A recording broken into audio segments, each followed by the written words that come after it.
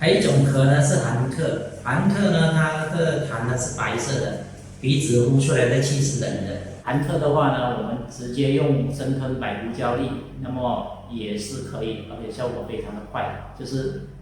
白胡椒粒我们把它打碎之后呢，就直接用温水吞下，那么多少碎就用多少粒，然后吞了一次之后，如果症状减轻的话，我们可以再吃第二次、第三次，直到它症状完全清除为止。那么第三种呢，就是它的干咳，然后有痰，但是咳不出来。那么我们可以直接就用那个白胡椒，